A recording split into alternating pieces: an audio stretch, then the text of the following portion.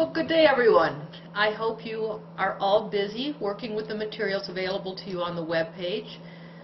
Certainly before you watch the videos, I hope you have read the material for the week. So basically the process you want to use is to have read the text material and then watch this PowerPoint slide and lecture to help you to better understand what you have read. Then if you need, you can go back and take a look at that material again. Today for week 1, what we're going to talk about is the role of small business in America and some of the challenges and opportunities that small business brings to us.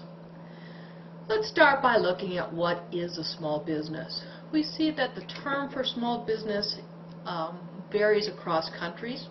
Here in the United States, we tend to look at small businesses that have 50 or fewer employees, but we see that that definition varies by industry. The government actually will rank various industries and determine what qualifies as a small business based on the specifics for that particular industry. The Small Business Association tells us that 99.7% of the total number of businesses in the United States are actually qualified as a small business. So as you get into franchising, and certainly could consider yourself a small business, recognize you're part of a very popular crowd. As a result, we see that small business has a very significant impact on our economy, because really we're looking at a number of competitors that are really in the same approximate range and size that we are. Small businesses actually account for 50% of gross domestic product in this country, and this number has held steady for the last 30 years. So this isn't a new phenomena in regards to small business having a significant impact in our country. Something that we do see, and that can be very worrisome, is that a lot of businesses, or small businesses in particular, fail in the early years. They fail for any number of reasons, from poor management, poor cash flow analysis, or really poor marketing, not getting the kind of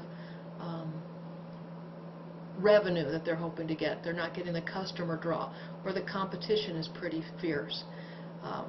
We see things like failure of a small business has opportunity costs, because really you could have been doing something else.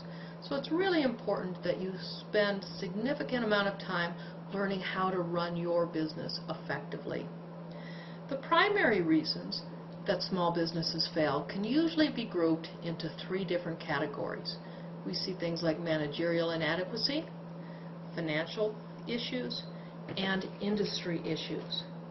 In regards to managerial inadequacy, we might find that franchisees or business owners find that they're not good at managing others.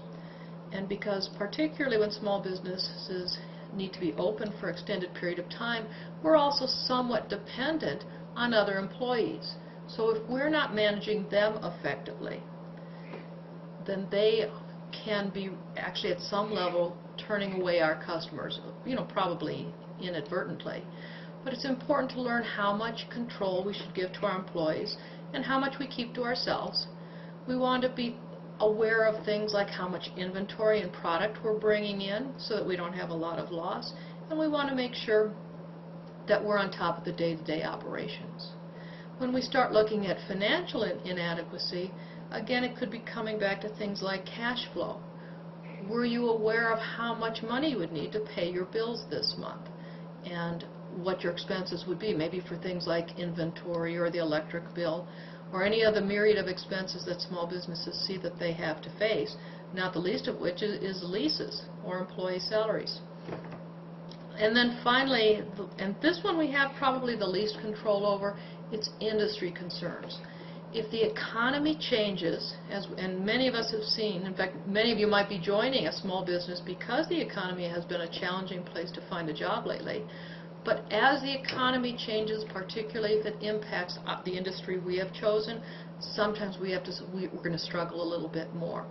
One of the ways we can help to avoid being a victim, if you will, of the economy is to do environmental scanning. And by that what I mean that is, as a small business owner, you want to constantly looking at what's happening around you. Is the economy improving, or is it getting more challenging? And we want to recognize that sometimes a challenging economy actually supports our business. We saw McDonald's and their dollar menus do very well during difficult times. As the economy starts to turn around, they're going to need to modify what they're doing to make sure the people who were coming in for the dollar menus, who might have more money today, keep coming in and spending a little bit more. But that's the kind of thing we want to do as an environmental scan. The other thing we want to be aware of is, what is the government doing? Are there new regulations or legislation that is going to impact our firm? Or what is our franchise doing? Are they making changes that will benefit us, that if we embrace and really start adjusting our business structure, that we're going to do better?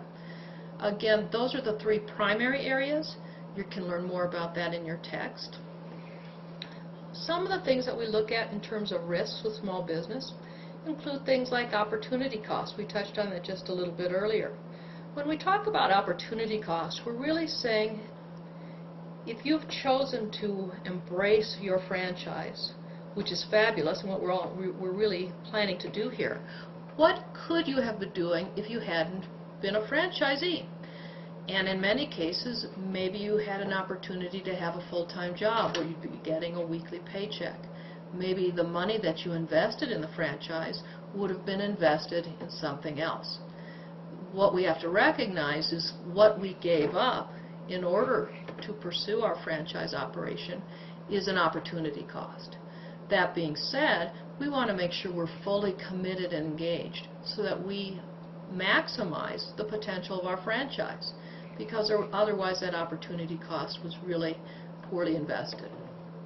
Again, we touched on bankruptcy. We don't always get to choose when and if we file for bankruptcy. If we create a certain amount of debt and our creditors are determined to get paid, we can be forced into bankruptcy. So things like carefully analyzing our cash flow and how much debt we're taking on is a very serious issue and concern. If you don't believe that you have the qualifications to understand your financials yourself, this is one area that it's often recommended to get somebody to help you. Hiring a good accountant or utilizing some of the software that might be available that can help you understand what's happening in your business to make sure you're staying ahead of your expenses and actually building an equity base. Could be quite important to help you to avoid things like bankruptcy. Time horizon is often a major concern for small businesses. It's not unusual for a business to take a year or 2 years to take off and really become profitable. By the same token, it's not unusual for franchisees to anticipate they're going to open their doors and have immediate success, and the sales are going to be coming in and you're just going to be overflowing in money. And that is really fun. I mean, we like to daydream along those lines. By the same token, we want to make sure that we have carefully considered what would happen if sales don't grow as rapidly as we expect. Most of the time we would expect that you should be able to operate at least for a 12-month period, if not a little longer, based on monies that you have available or can access if things don't go quite the way you plan. One thing that we do see is the longer you can stay in business, the more likely you are going to be to continue to stay in business. In other words, small businesses tend to fail in the early periods rather than the late. And part of that is because we get more experience as business managers. We have already touched on the various types of failure, those 3 categories we just discussed. Ultimately, what I want you to walk away with from this is that success builds on success. If you develop a business plan or you have a template that you're trying to operate within and you're following the rules of the game, if you will, the likelihood is that you can be very successful. What you need to do, though, is make sure that you have that continuing, ongoing commitment. As we've talked about in the text, we have to be very cognizant of the issue of customer value. Again, the definition of customer value is the difference between the benefits a customer receives from the product or service and the costs associated with obtaining the product or service. Now, we recognize as marketers that customers have choices.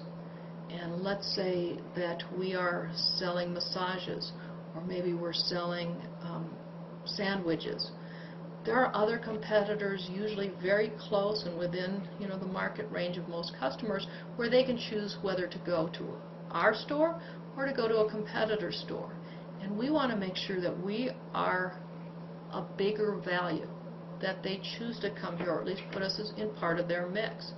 And part of that is understanding what the customer is looking for. Is it, in the case of fast food, maybe it's how quickly you can deliver the product and how good it is.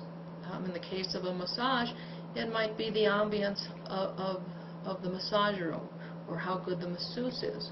What we need to do is make sure that we recognize what the customer wants, and we're providing that at a value that's at least equal to what the competitors are doing. Okay? We want to make sure that we're properly managing our cash flow, which is the money coming into and flowing from a business. Again, as discussed a little earlier, cash flow is often an area where managers fail. They just don't understand or aren't anticipating the bills, or they're overestimating their revenues.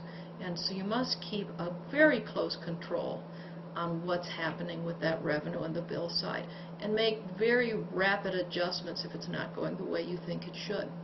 We see cash management as a very critical issue for small businesses. And finally, we want to see you have a commitment to digital technology and the e-environment. As you can see, or just by looking around us, the environment, or the electronic environment, changes rapidly. As you know, if you've had a cell phone for over a year or two, you're already probably beginning to feel your current model is a little outdated.